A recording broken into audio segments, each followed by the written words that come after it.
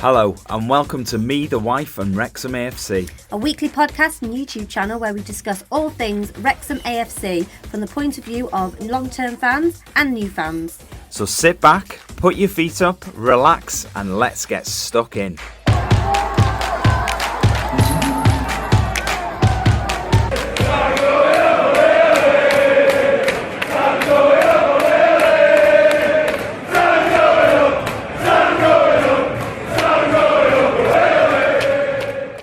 Hello and welcome back to episode 134 of Me, the Wife and Wrexham AFC. You didn't do your little singing this week. You said that's how you were going to do it from now on, but you didn't, did you? So, slept since the last episode. Since I last did the intro, definitely. So I can't remember.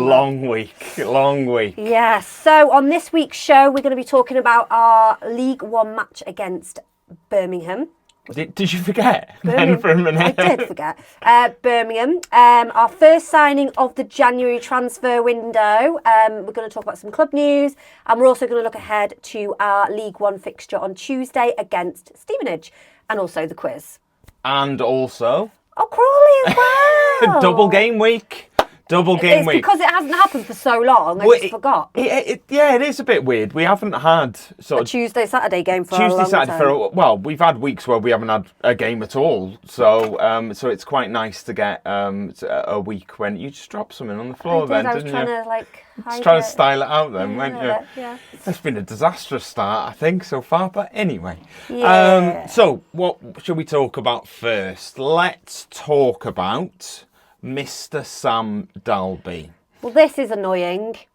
Is it annoying? A little bit, because we had some information. Yeah, we did. To say that Sam Dalby was 100% coming back to Wrexham.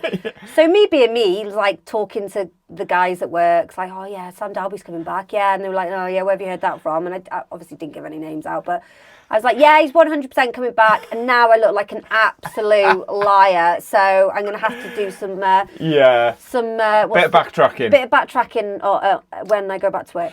Yeah, I was.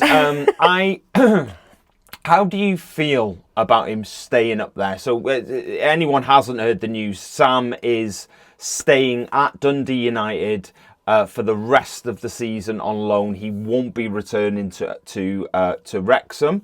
It was heavily rumoured that he was coming back. We obviously got told 100% he is coming back, and now it transpires. I'm glad we found out it wasn't happening. So we found out he was coming back. Yeah. Definitely. After recording the last podcast. Uh-huh. And we found out he's not before recording this one. Yeah. That's lucky. Because we might have been sitting here going, oh, he's definitely coming back, everybody. Yeah, no, he's not. So how do you feel about him staying anyway? I think it's good for him. Mm-hmm. It would have been nice to have seen him have a chance, at our club, obviously. But I think for his career progression, I personally, I don't know. I think maybe he's the one that decided that he wanted to stay. I think sometimes people forget that there's obviously, Wrexham fans have got an opinion. Dundee United fans have got an opinion. The management of both clubs, the agent has got an opinion. The backroom staff at both clubs have got an opinion. I think sometimes we forget probably the most important opinion is probably the players. And I think for Sam, he was very much on the fringes at Wrexham. I think his performances, if I'm honest, had probably tailed off a little bit towards the end of his time. He wasn't making the same impact that perhaps he was, when he was coming on in the National League. He hadn't, by any stretch of the imagination, cemented any sort of regular first-team place. It made sense for him to be going out on loan. Mm-hmm. And he seems to now be enjoying playing football again. He's scoring a lot. They very much play in a way that suits Sam. Yep. They play up to Sam. And sorry, I had to look at my shirt quickly. I thought I put the wrong shirt on for a minute, but I haven't. Sorry, I'll continue. I think they play in a way that suits Sam. And you can almost see a difference in him. I've watched a few Dundee United games. He looks confident. He looks like a player going into a game because he's scored goals, over the past few months. You can almost see he's going into a game going, I'm going to score today. And I don't think he had that when he was at Wrexham. No, I'll take that back. I know he didn't have that when he was at Wrexham. I don't think. So he looks a different player. So he looks different, not just a different player. Yeah. But he looks different as well. Yeah, he looks. There's something about him now that he definitely looks different. He's got like a glow. And I thought when he went, it was going to be one of these sort of loan moves that, he'd be around the fringes of Dundee United. Maybe he'd come back and then his contract would be over and that would be the end of that. And he'd go off and he'd go and play somewhere else. Yeah. But this seems to be one of them loans that has actually worked out for the player. Yeah. Will he ever come back to Wrexham? I don't know. I don't. Obviously, he's got to come back at some point, but will he stay when he comes back? I really don't know. I think that probably depends on where we are as a club. I'm happy with this because I think it's the right decision for him and the club, for everyone. I think because what I wouldn't want to happen is him get recalled by us. And we throw him into it. He feels all this pressure. He maybe doesn't perform in the same way as he has been. Everyone's going to hate on him. Yeah, maybe. Yeah. And all of this momentum that he's built up playing in Scotland maybe goes down the toilet, and he back to square one. Yeah, maybe a little bit. So I think it's the right thing for everyone. Yeah. I do wonder because we heard that it was 100% nailed on he was coming back, and now we've done a complete 180. 360. We've done a 180 and he's not coming back. No. I do wonder whether that means that we have actually agreed a deal for a striker, because I think him coming back was to fill a hole of we need another striker. But perhaps now that he's not coming back, maybe that means we have agreed something for a striker. Or maybe he was just adamant he didn't really want to come back and he felt it was the right thing. We don't know. So we. Talking of strikers, though. Yeah. Marriott. Yeah. Has obviously I would say our number one striker at the moment. Actually, Stephen Fletcher's pretty good at the minute. It's hard to sort of say who our number one striker is really at the moment. He's a good striker. Yeah. But he's last week the club announced that he'd signed a new contract until the end of the 25-26 season. So he's back. He's with us for the rest of this season and next season at least. Yeah, so it's an 18-month extension with the option of a further year after that. Which is good news for us, I think. I think we'll come on to the Birmingham game, obviously, but Jack was on the bench against Birmingham and didn't come on. So that surprised me a little bit, but maybe he was sort of rushed back a little bit for Shrewsbury. He did feature at Shrewsbury. He did all right, though, at Shrewsbury. It sort of felt like it was a game that maybe suited Jack on Thursday, and I was quite surprised that he didn't come on, but we will talk about that a little bit. Look, I'm happy. Yes. He's happy. I'm sure he's happy as well. But I think the one thing that does worry me, we have a striker at the moment in Paul who went away, was injured, had to have surgery, and has come back and perhaps isn't the same player as he was before he went away. Jack has also had quite a serious injury, sort of mid-season. He had a break. He's recovered from that and he's come back. I think the question has always got to be in your mind of, is he going to come back the same player that he was before? Yeah. Is it going to take him a bit of time to get back into everything? Maybe. But if it is going to take a bit of time, how long is that little bit of time? That I think is the question. Everyone's crying out for us to sign a striker. But if you look at the squad, we are quite well stocked in that area, and I do wonder whether somebody has to go before a new striker comes in. We've got Paul, we've got Stephen, we've got Jack, we've got Mo, and we've got Ollie. That's 5 strikers, in a 24-man squad. I haven't really ever looked around at other squads to see how many strikers they have in. 5 seems more than enough, unless you're knocking somebody out of that squad or somebody is leaving the club. So I do wonder whether there's movement not just in but maybe out as well, because obviously if Sam was to come back, that would have been 6. And we know Mo isn't featuring a lot. We get that. And we have talked about, like Michael Smith, for example, scored on the weekend, back in the Sheffield Wednesday squad after getting left out. I think he scored on Saturday. People have been sort of, batting that one away. He's 33. Do we really want a 33-year-old striker? But having said that, 33, maybe he's got another really good 18 months in him. At that point, when that 18 months sort of comes to an end, somebody who's like 33, you would hope that a project like Mo had maybe got to a point where he's going to be featuring a lot more anyway. So I think if it hasn't, then I think they need to rethink. You do, but that's the sort of way we need to look at it a little bit now. Is we don't need to sort of be so dismissive of someone who is maybe 32, 33. Let's try and get 18 months, 2 years out of somebody like that, and then the project that you've set up should be smashing in goals at that point. Hopefully. Well, it Fingers would be crossed. nice. Talking about contracts, anyway, we had another player sign extension, new contract, whatever you want. Jacob Mendy. Yeah. He's got another 18 months as well. Same as Jack, so to the end of the 24-25 season. Really... No. To the end of the 25-26 season. Yes. Sorry, I'm still getting used to it being 2025. But yes, so another 18 months on his contract. I like Jacob. I do. I think we are overstocked in the wing-back areas. And is Jacob going to get a lot of time? I don't know.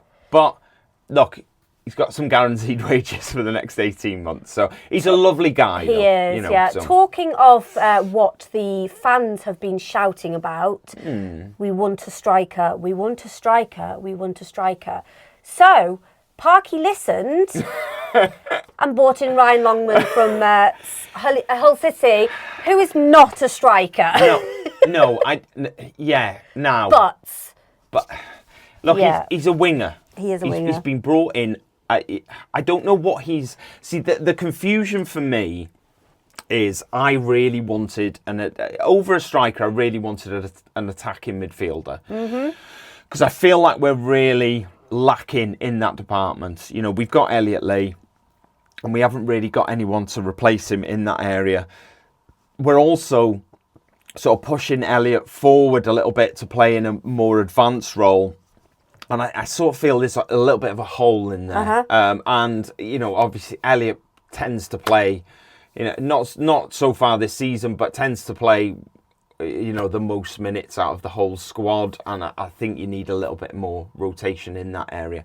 Now, Ryan Longman, as Siân rightly said, has been signed undisclosed fee. I'm sick of undisclosed fees, but rumoured to be in the region of about £500,000. So... this is where the confusion for me comes in. So Ryan Longman is a winger, an out-and-out winger.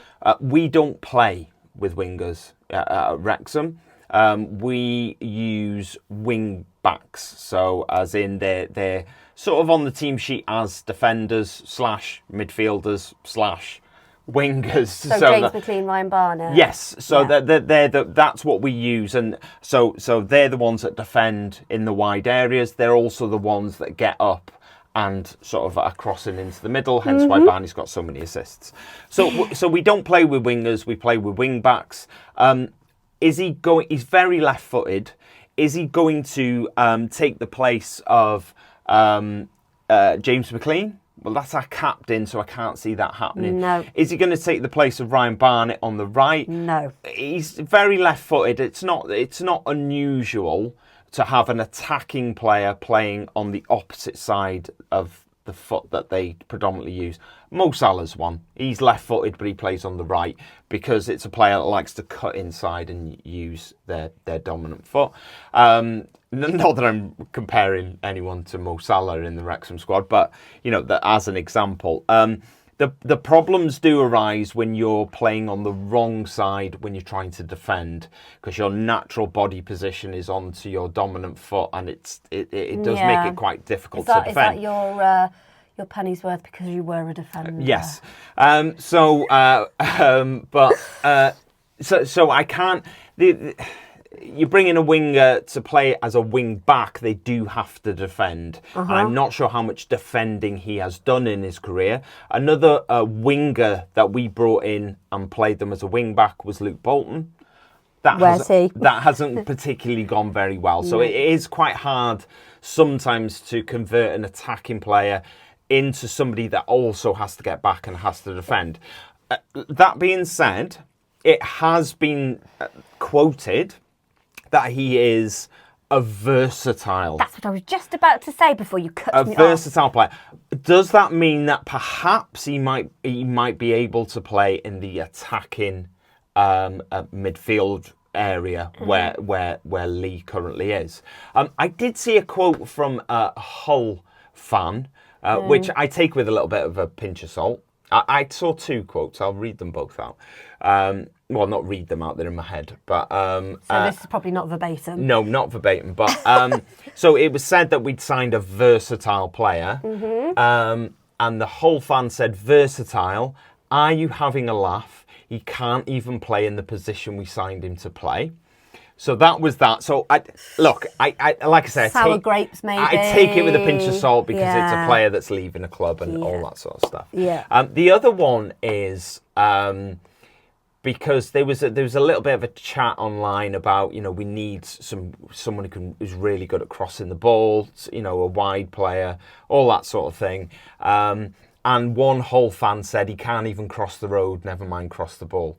So there was some negativity from Hull fans about Ryan Longman. I don't know that much about him. I've seen, obviously, I've dug out clips from YouTube and all that sort of stuff, and I've had a look, and he looks decent. So we'll see, I suppose. I think I'm going to leave it there because the signing confused me. I will hold off on judgment until we see where he plays, how he plays, for a few games, and then we'll discuss it a little bit. Do you think he'll be playing tomorrow? I don't know, because I don't know where Parky's planning to play him. That's the thing for me. I'm confused about what he's been signed to do. So we will wait and see where that is, because I would be, if I knew exactly where he was going to play, I might be able to answer that question a little bit better. But because I have no idea what he has been signed for, because as I say, the position he plays in, we don't use that position. So he must be getting sort of moulded and adapted into something which else. may take time, so he may not be appearing in the Tuesday game. Until I see what Parky's plan is for him, it's hard to know much. Look, we had a few comments about the signing. Paul Coleman said, not what I was expecting. You're not on your own, Paul. Highlights suggest he's good with both feet and looks good driving forward and direct, which is something that I think we really need. Because we can be a little bit passing backwards and defensive at times. Do you know what? When we were at the Birmingham game, obviously we'll talk about it, but that was, you could hear people going, don't shoot, don't go backwards. Yeah, I know. They do that a lot. He said Barney rarely crosses the ball with his left foot, so easier to defend. He improves our squad, a versatile player. JB said, if he gets more balls in the back of the nets, I'm all for it. Yeah, more balls in back of nets. In the back of net. Anyway. Yeah. Dave Brooks, where's he going to play? I don't know, Dave. I don't know. That's your guess is as good as ours. Off the left or down the middle. All three. Yeah. The Mighty Red Army. I remember that name, so should be a good signing. Okay. Is that how you quantify? If you remember the name, you go, decent. Eric said, another winger. We are becoming very predictable. Cross, head, rinse and repeat. Stop the cross and we consistently run out of ideas. That is, perhaps it's a concern when we're not playing well, Eric, I would say. I would say when we are not playing well and the crosses aren't working, we do sometimes come across as devoid of ideas, as you said. But I think a lot of teams do find it difficult to stop us, you know, in them areas. Yeah. And Barney and Jimmy are very good at what they do. So wait and see. Todd Cross, well, from a championship team and versatile, sounds great. I mean, he has 2 legs, right? Can't see them in the photo. If he has both legs, we should be good.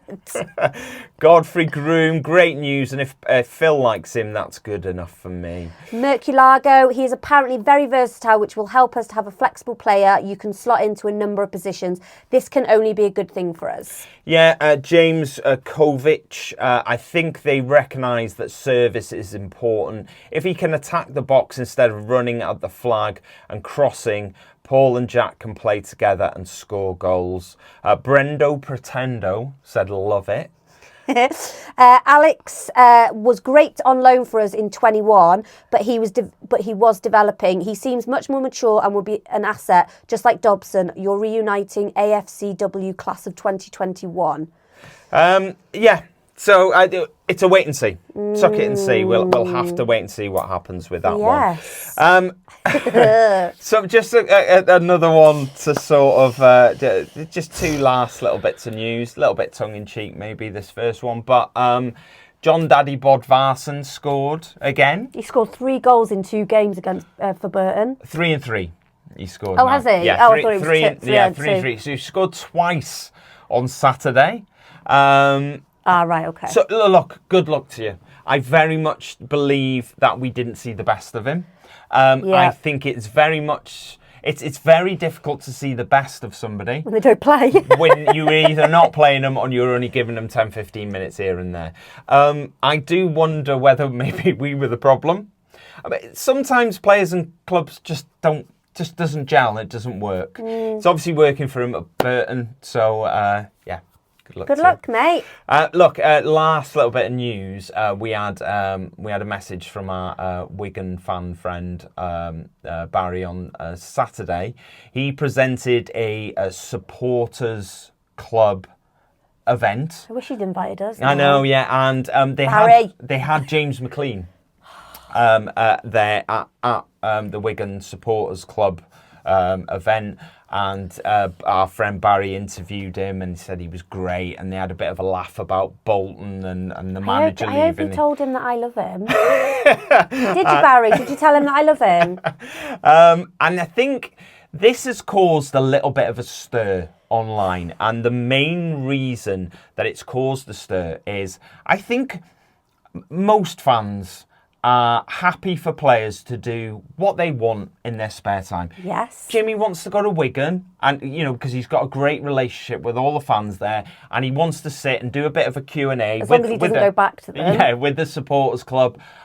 Me personally, Siân, neither, and most other people do not have an issue with that. The issue has sort of arisen from the fact that the club have blocked the players from doing any sort of Wrexham supporters club events. Yeah. So they've stopped them going to the Wrexham supporters club events to make an appearance. But we are now looking online at one of our players going to another club's supporters club. I mean, what the club actually said, they sort of vetoed appearances at fan groups due to the club having a duty of care to ensure that the players have a good work-life balance and mental health is looked after. But that's the thing, though. For me, Yeah. going to Wigan, I don't think James would do something that's going to be detrimental to his work-life balance No. or his mental health. No. So I think for me personally, I think the club should treat the players as adults, Yeah. which is what they are, Yeah. and let them kind of make their own decisions. Yeah. James McLean is a very strong-headed, Yeah. where for me, he's a well-balanced guy. I know a lot of people may not. I'm not sure I agree with that. But no, I'm joking. I'm joking. And I think that if he wanted to go to Wigan, to the official club supporters, whatever it's called, then I don't see there a problem. I get why fans are annoyed, because obviously they want to see their players, their official supporters club events and things like that. But like we've said all along, our players are human beings and they have the right to do what they want, as long as it's obviously not illegal and all that kind of jazz, obviously. But do you know what I mean? It's like I think some of the players, when the club sort of vetoed them going to Wrexham Supporters Club and making appearances and all that sort of stuff, which has happened in the past, and I dare say there were a few players in that going, I'm glad, because I don't like doing that sort of thing. I dare say there was, because you get a wide mix of people in all walks of life. Yeah. But I dare say there was a lot of players who were like, I actually enjoy doing stuff like that. I quite enjoy doing stuff like that. So I understand the club trying to protect the players and making sure that they're not doing too much outside of training and playing, and they do spend time with family. But like Siân said, I think it's got to be up to the player at the end of the day, hasn't it? And it doesn't help us, because we want players on the podcast, and now we can't, because they're not allowed. Look, if you would like to support the show, you can buy us a coffee, and you can do that by visiting buymeacoffee.com/me-the-wife. So let's talk about... Yeah? This is your baby. Oh, the Fantasy EFL. Yes. Look, I'm not going to spend loads of time on it, because nothing's changed. Nothing ever changes anymore. Ben, you are still in first. Ian, you are still in second. And Christian, you are still in third. I tell you what. And 4, Ryan is nowhere to be seen. I did loads of research this week, because a lot of teams had 2 games. Some teams only had 1. So I was like, right, okay, I picked my team really methodically, and I did the work. I put the work in. None of my squad did anything this week. They did nothing. They were awful. So I wasn't best pleased. But there we go. I don't think I'm getting back into it anytime soon. So it's a good job there's no prize or anything. I know, yeah. So on to the Birmingham game. So last Thursday we were at home and we played Birmingham. Big game. Thursday. It was so annoying. I liked it. Did you like it being on the Thursday? Yeah, it was just something different, wasn't it? Anyway, so obviously the team sheet came out at an hour before the game.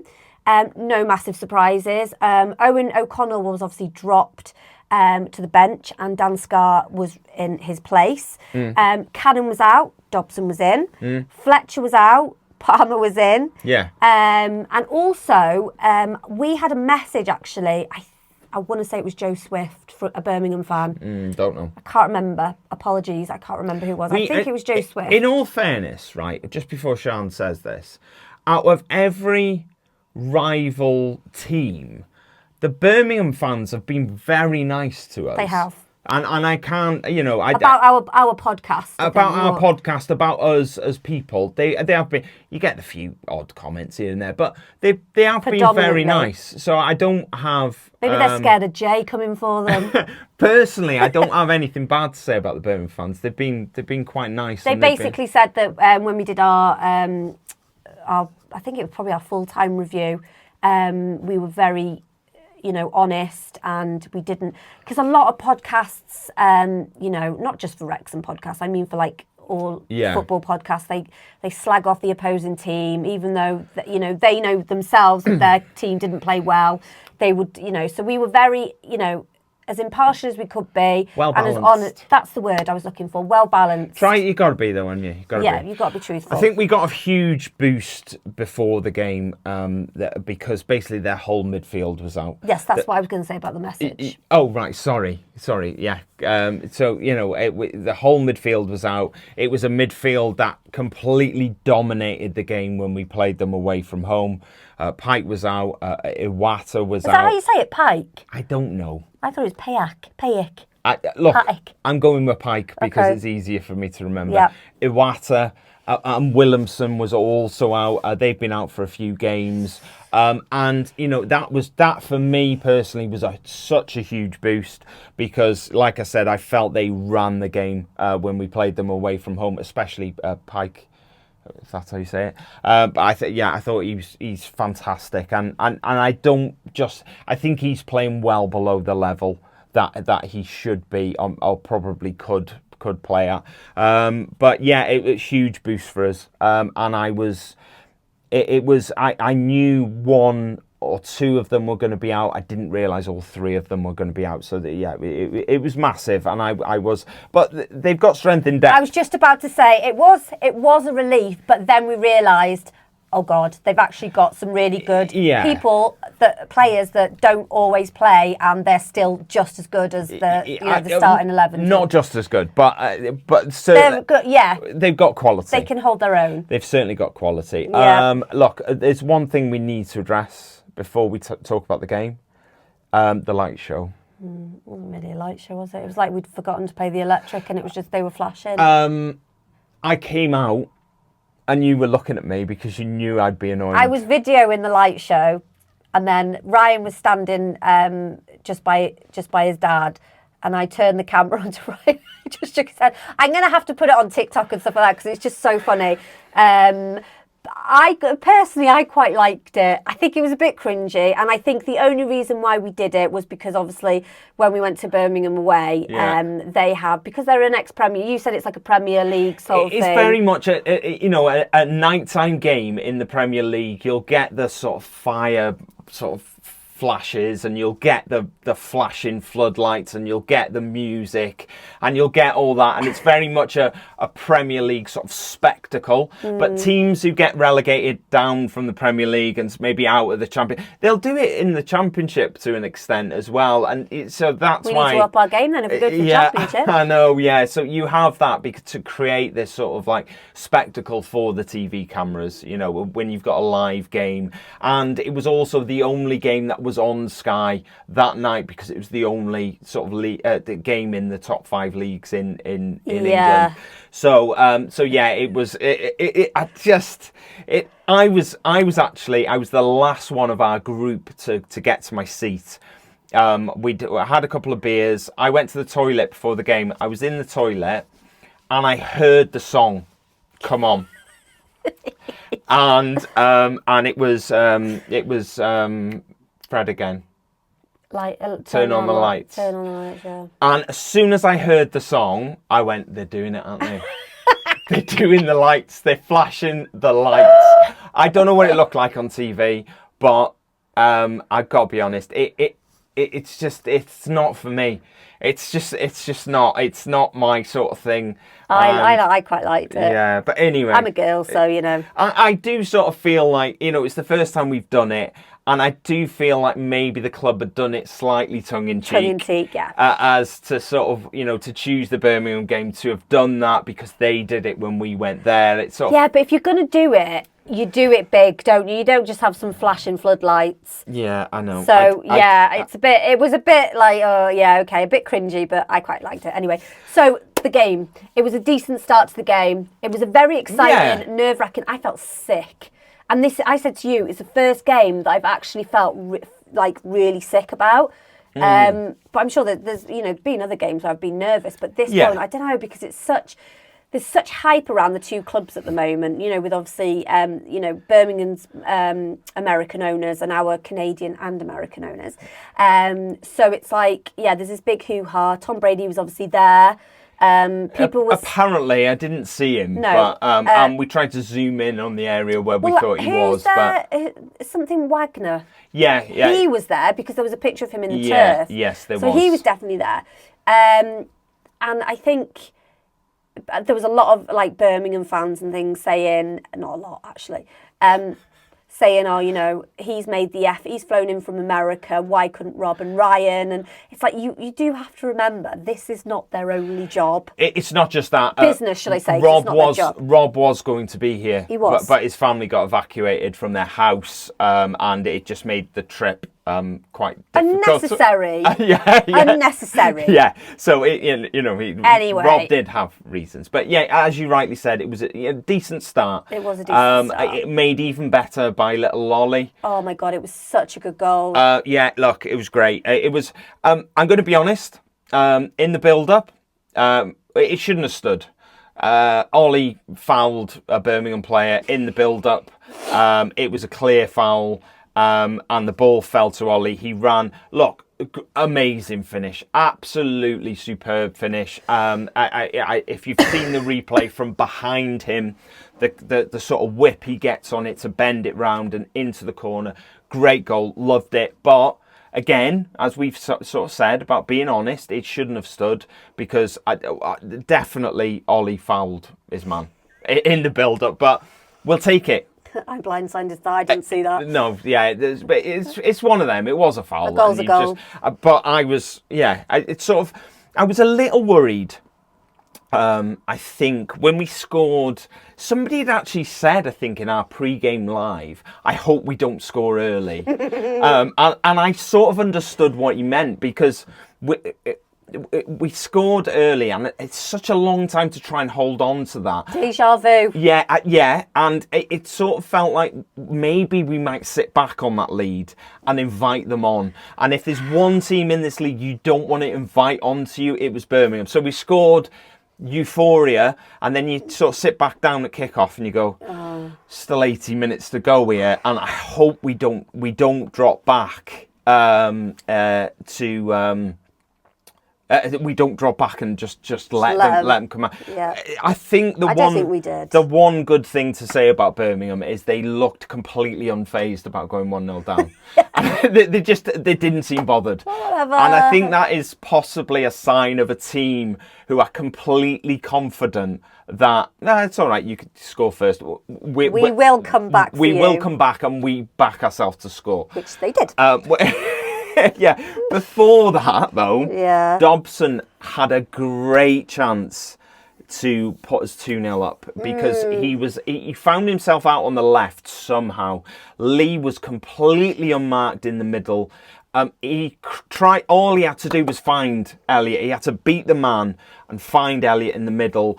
And I truly believe Elliot would have had the composure to slot it away and make it 2-0. Poor cross. Didn't go to anyone, and that was I felt like it was a big opportunity miss. But like you said, they did come back at us. There was one thing in the evening that really annoyed me. They tried the same corner on numerous occasions. Yes, you were very vocal about this. I was, because they had a corner that they used where they played a deep ball to the back post, a man in the middle peeled off the back, round the back, and he was unmarked at the back post. First time it happened, Dan Scarr did this mental thing where he flung his arms in the air and it hit him on the arm. Penalty or not, look, if you're a Birmingham fan, stonewall penalty. All day long, 100%.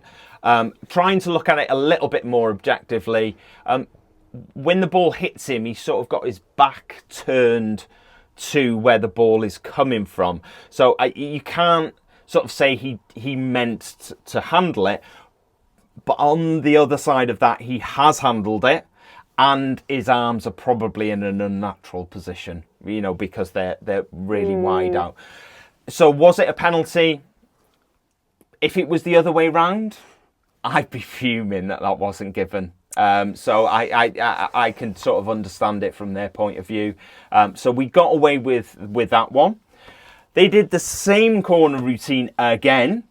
where somebody peeled off, the long ball round the outside, Lyndon Dykes at the back, completely free header. I think it ended up going in off Dobson's back, to be honest, looking at the replays. So that was 1-1, and I was annoyed at it at that point, because I was like, you've had a warning about this corner, and they've done it again, and they've scored from it. They did it again in the second half as well, and they nearly scored from it in the second half. And I think it was at that point I nearly had a meltdown. And I was like, I'm 43, I'm sitting in the stand, I know what they're going to do with this corner. And we just seemed oblivious to it for whatever reason. But hey-ho. Move on. Yeah, the rest of the half probably belonged to Birmingham. Definitely. I think I turned to you at one point.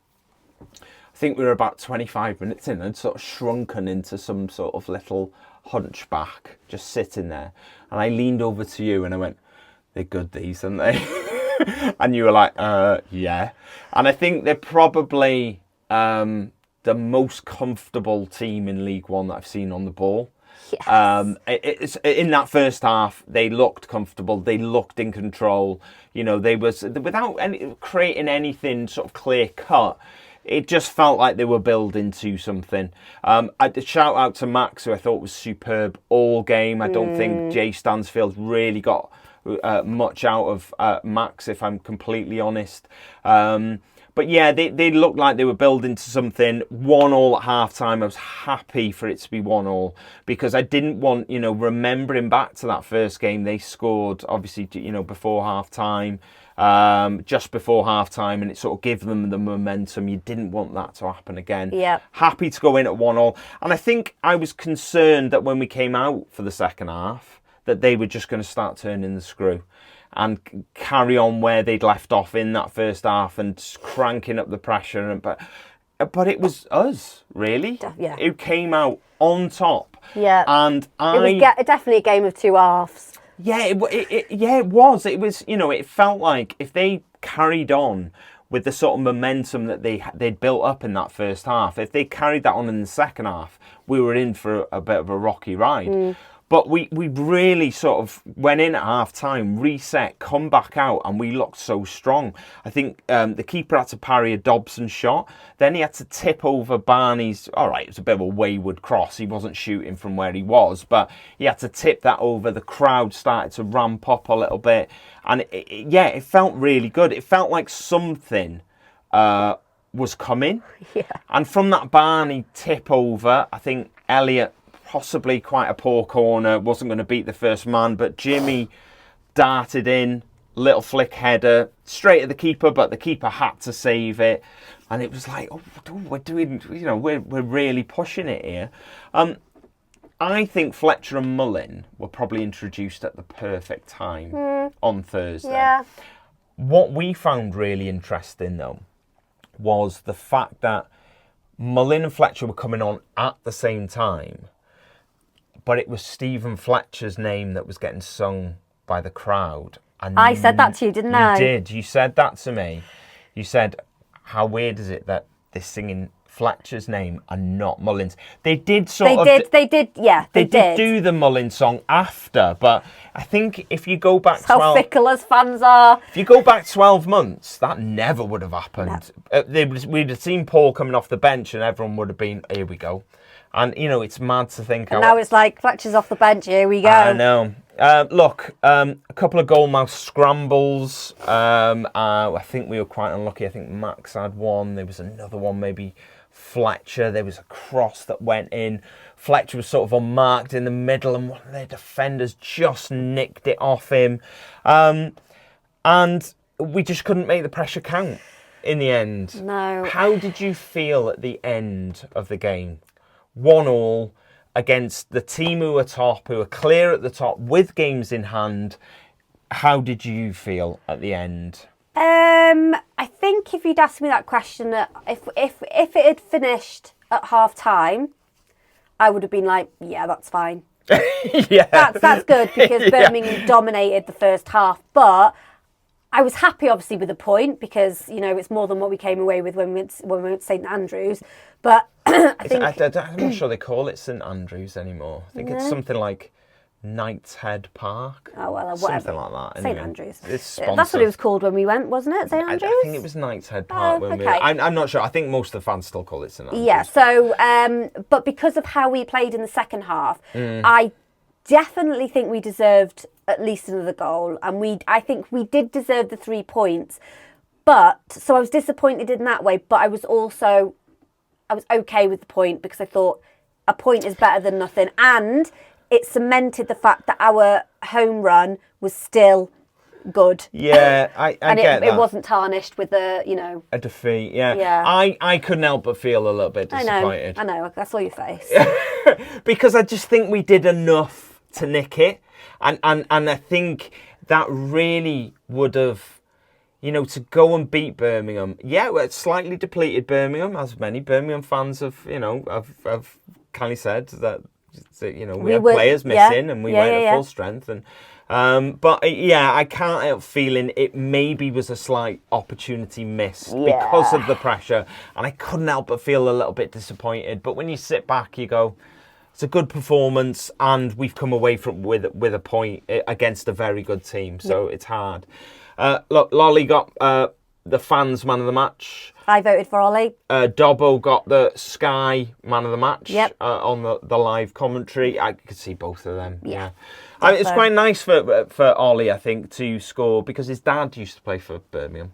Did you know that? No, I didn't. Yeah, so his dad, Mick, he was at Birmingham Youth. He was born in Birmingham, his dad was, and he did his youth career at Birmingham, played for Birmingham. He didn't play loads for Birmingham. I think he went to Blackburn after that and played most of his career was at Blackburn. I think Ollie was actually born in Blackburn while he was playing for Blackburn. So there we go. A few comments about the game. 1864 Red said that second half performance was something special. The fight, the work rate, the atmosphere, and lucky not to get the win in the last 20. Dobson showing his worth again, has to be starting in my opinion. I think Dobson and Rathbone, I think they need to be starting going forward, definitely. I do. We're firmly in the mix with performances like that. Dare to dream. Back to back to back. Owen Roberts, remember, gonna drop off soon. Hoofball, bang average, terrorist football. I hate that. Wrexham completely outplayed a 30 million quid Birmingham side with a midfield that cost 500k. There's no other way to describe how good we were after last week apart from absolutely brilliant. We were. We just need to carry that on and stop turning up for the big games, and we need to be beating teams who are bottom of the league like Shrewsbury, don't we? That seems to be our kryptonite at the moment. Rick O'Brien, solid effort and was on the edge of my seat waiting for them to push one across the line in the last 20 minutes. Lots of games left to secure that top 2 position to be promoted. Bring that effort on the road. Yes, please. Boy Brown, Blues fan here. Very good balanced post-game analysis. You battered us in the last 20-25 minutes, but we held strong. Just grabbed a point. Happy in the end with that. Your boys did great. We were poor second half and terrible in the final third, which really needs addressing. Good luck for the rest of the years. Keep right on. The years. The season. Frank Nightingale, sorry for Wrexham. They fully deserve 3 points. Far more attractive attacking football. Really hope you get promotion this season. Never seen this Blues side so panicky. And this is who I was talking about before, Joe Swift. If anyone was going to win that game in the last 20 minutes, it was Wrexham. I hoped we'd be a goal to the good coming into the last 10 minutes because I knew the kitchen sink would be thrown at us. We definitely missed Pike, Iwata and Williamson, our entire first choice midfield, but that can't be an excuse because we've got a good squad depth, both sides to get automatic. Hopefully. Look, if you do want to get in touch, you can get in touch on Blue Sky, X, Facebook, Instagram, TikTok, Threads, or email us at wrexhamafc@gmail.com. Thank you. So, roundup of the weekend. It was a great weekend for us. Obviously, we drew with Birmingham. Wickham drew 0-0 with Northampton. Huddersfield lost 1-0 at home to Bolton. Stockport beat Crawley 2-0. Barnsley lost at home to Stevenage, and only one of the top 6 actually won. Yeah, which was Stockport, which was great for us. What was that face? Still 5 behind Birmingham, with 3 behind Wickham and 4 ahead of Huddersfield, and we're 11 points inside the playoffs. Which is good news. Look, 2 games coming up this week. We have Stevenage first. That is our 20. I don't know if it is a 28th league game of the season. Yeah, 28th league game of the season. 27th, 28th, whatever. It is home at the Stoke High Ras. It's on Tuesday, the 28th of January. It's a 7:45 kickoff. The last game with them was a 1-0 defeat away on the 1st of October. They play in white with a bit of red thing on it. Away shirt is purple and their third shirt is pale blue.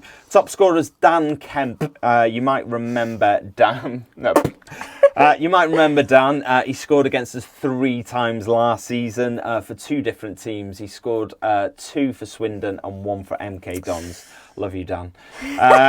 They beat Barnsley 1-0 away on Saturday. They're 15th on 34 points.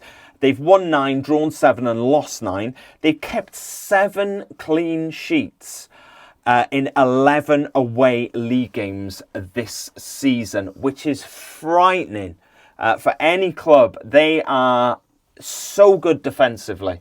So good defensively. I think they are away from home. I think they have only conceded 8 goals all season, which is by far and away the lowest in the whole league. The problem they have is they've only scored 4 away from home. So they're not winning a lot, obviously, with them sort of numbers, but they're very hard to score against. Yeah. Very hard to score against, as a lot of teams have found out. This one worries me because when we played them away from home and we lost 1-0, they went 1-0 up and we were completely lost as to how to break down their defence. Yeah. They've got Carl Pierre Gianni in their defence. Used to play for Salford and played against us on numerous occasions. And he very much marshals that whole defence. So hard to break down. So hard to break down. Only 2 teams in the league have conceded less goals than Stevenage this season, despite the fact that of their league position. And then 2 clubs who've conceded less, us and Birmingham. That is it. No, they're the only 2 teams who've conceded less than them. But they're also the lowest scorers in the league. So it's a bit... I think if you go into a Stevenage game, just don't expect many goals. They're not going to score many, but they're going to do their best to keep you out. So, yeah. I've forgotten what my prediction is now. What? 2-1. 2-1? Yeah, why Stick not? with it. I'm going to go for 1-0. Oh, Based on all of the facts, I am going for 1-0. And I will be happy to take that 1-0 as well. What does worry me is Thursday was such a big game and how much effort and energy was expelled on Thursday night. And how much is that going to have a detriment? I still, to this day, believe we have one of the fittest teams in League One, if not the fittest team in League One. But how much of a detrimental effect will Thursday night have? Because I think the lads really put in a shift on Thursday. It'd be interesting to see. This is where the Thursday game does play into our hands a little bit, because yes, it was a tough game and we did put in a lot of effort, but if that was on a Saturday, then we'd have to do that, and then you've got 1, 2, 3 days and you're playing again.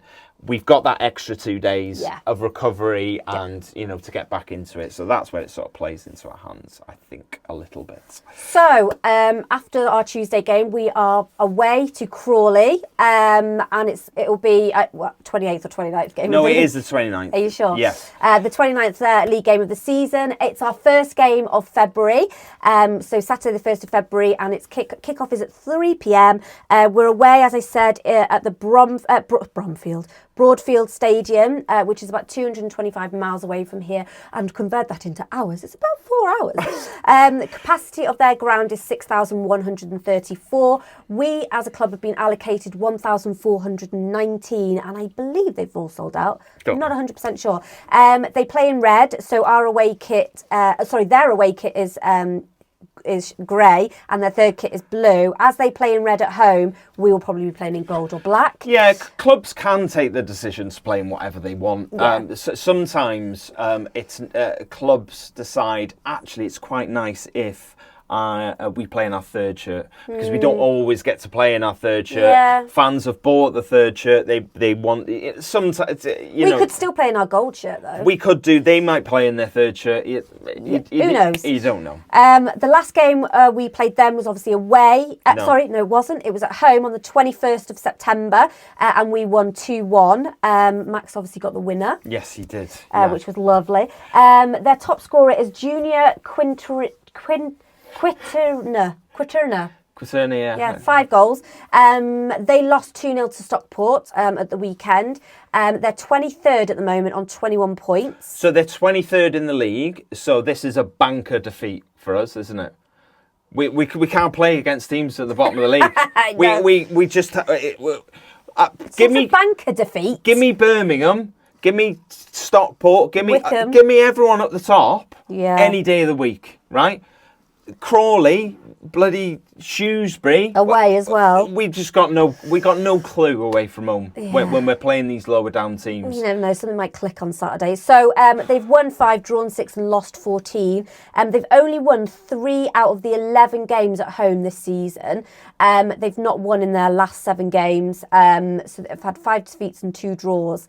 My prediction for this game, I'm going to think something's going to click, and I've gone for 3-0. Okay. Are you going to go for 1-0 again? No, I'm not. I'm going for 2-0. Okay, yeah. Are we going to stop them scoring? I don't know. I'd like to think so, based on their league position, but when it comes to Wrexham, that means nothing. So we'll wait and see, I think. Yeah. Yeah. Look, quick shout out for Dragon Chat. It's a mental health peer support group. They run 2 weekly Zoom calls. One is on Monday at 8 p.m. and that is for women. The other is on Thursday at 7 p.m. and that is for men. The best thing to do is follow them on socials. So on X, they are at DragonChat WXMFC. And on Blue Sky, they are at dragonchat.bsky.social. Time for the quiz. Take it off. Take it off. Take it off. We've been watching The Masked Singer. Oh my God. Yeah. Well, I say we've been watching The Masked Singer. Siân fell asleep. I think just before we... do you want to know who the teeth... When I woke up... Do you want to know who Teeth was? Do you want to know who Teeth was? Look, before we get into the quiz, one thing just want to do... it's sort of pointless in a way, but I do want to wish our son a happy 13th birthday. He doesn't watch us on YouTube. He doesn't listen to the podcast. So this message is just going out there into the ether because he will never see it. But we might make him watch it. But yes, our baby, our little baby boy, is turning 13. I am not quite used to it yet. It's making me feel sick. I'm looking back at pictures of when he was born, remembering how little he was. Oh, I spent, honestly, wondering where the attitude came from. Honestly. Yes, I think it was yesterday, and Siân kept on going, oh, look at this one. Look at this one. I was going, oh my God. Do you know what? We actually had the family round yesterday for cake because Ryan's working on Alfie's actual birthday, unfortunately. So we had family round for cake, and Alfie was quite willing. He doesn't really like looking at photographs of himself when he was little, but he was, I had videos and he was watching. So a massive happy birthday, Alfie. We love you so much, despite your little attitude that you've got. And I'm sure becoming a teenager, it's going to get worse. I'm sure it will. We had a lovely day on Saturday. We went to Manchester. We did a few little things in Manchester. It was great. And we didn't get back till late. Sean was very tired and promptly fell asleep on the sofa. Well, what do you expect? I was in pain as well. And then me and Alfie stayed up and watched the rest of the day. Yeah, so, we love you. And happy 13th birthday, darling. There we go. Right. Never call him darling. Not sure where that came from. Okay, quiz time. Okay. Are you ready? Yes. Question 1. Yes. We signed Ryan Longman last week. We did. But which of the following teams has he not played for? Hull City, Millwall, AFC Wimbledon or Peterborough? Peterborough. It is Peterborough. Well done. There was one of the comments in there. I don't know if you noticed. He said when he played for us. I thought he meant, when I first read it, I thought he meant for us, but I thought he's never played for us. He did. I think he'd I was like, I forgot that was in there. I think he'd ended it with AFCW, and I thought you might remember that, but you didn't. So that's AFC Wimbledon, by the way. I did think it was AFC Wimbledon, but then I got a bit confused, so yeah. Question 2. Yep. For once, in our game with Birmingham, neither James McLean or George Dobson got booked. Actually, only one yellow card was given out in the whole game.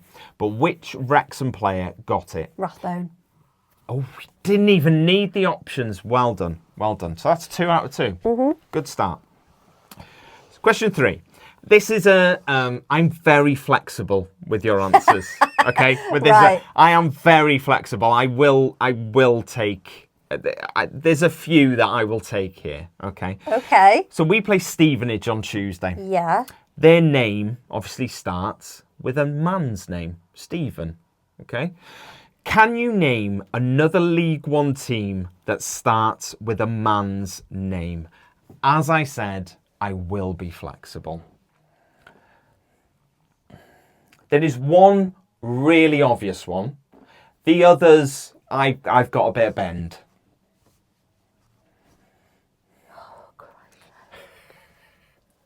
Well, Bolton's a name. There's a name. What, a first name? Yeah, Waterloo Road. He's called Bolton and that. Bolton Smiley. What? He's called Bolton. Really? Really. So I think you've got to give me that. Okay, try and get another one that isn't ridiculous. I'm having that point though, even if okay, you can have it. I do need, when we finish recording this, I need proof that that is an actual thing. I will give you proof. Okay. Do you know what? I've forgotten every single team in League One. It's hard, isn't it? When somebody says, and you think, oh, I'll just go through the teams, and you go, who plays in League One? Leighton? Yes, so that is one I've written down. Leighton Orient. Lincoln's a name. Yeah, look. You're going a bit I'm on a roll now. Yeah. Peterborough was the obvious one. Peter. Oh, of course. Bert. Yeah. Okay.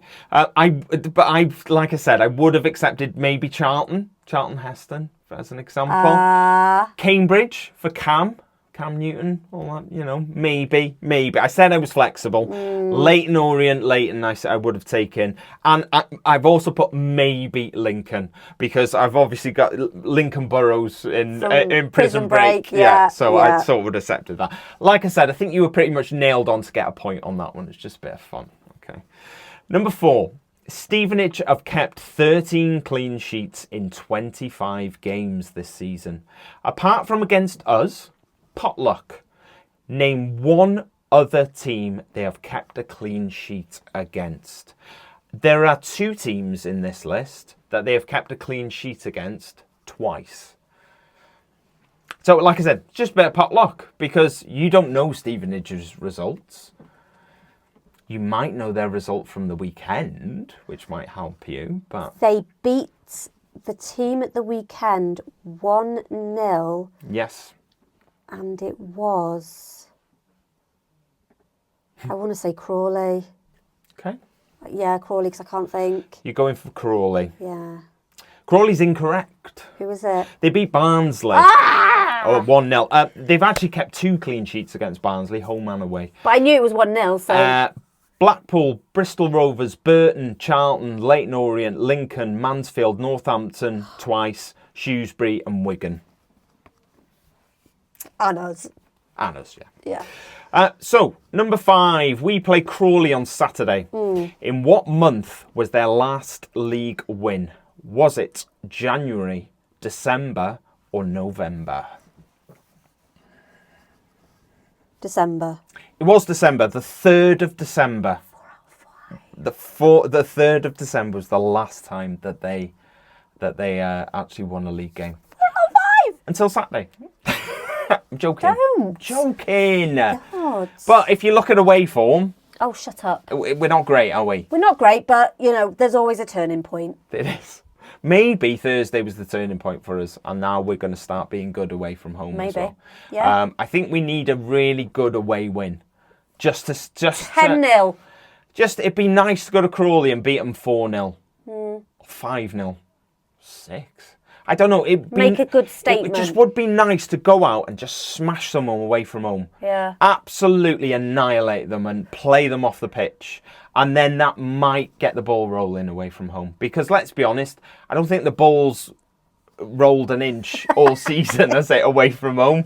Never mind, anything else. But, it's true. we'll have to wait and see. Fingers crossed for that one anyway. I'm sticking with me 2-0 for that. I can't even remember what I said now. 3-2 or something, I don't know. 3-0, I think you went. I don't know what you went. Anyway, doesn't matter. I'm sure you've made a note of it somewhere. Oh, I've got my spreadsheet, Yeah, because of course you have. Oh, we didn't mention... Huh? The Birmingham game, obviously. Yeah. The draw, it was 1-1. Yeah. And whose prediction was right on Thursday? Damn, forgot about that, didn't we? Oh, that was me, baby. Are you still behind me? Oh, I think we're on level powering now. Are we? Level Q. I think you should check that. I will check it. Because I think I'm still ahead. I think I was a couple ahead. And so I think you're closer, but I don't think you're there. Look, thanks very much for joining us this week. Unfortunately, there won't be a pre-game or a post-game on Tuesday because I am working. And I'm very bad at doing them. Yeah. So yeah, we won't have one for that. But look, join us again next week on Monday, 6 p.m. As always, we hope you have a great week, and we'll see you then. Bye. Bye.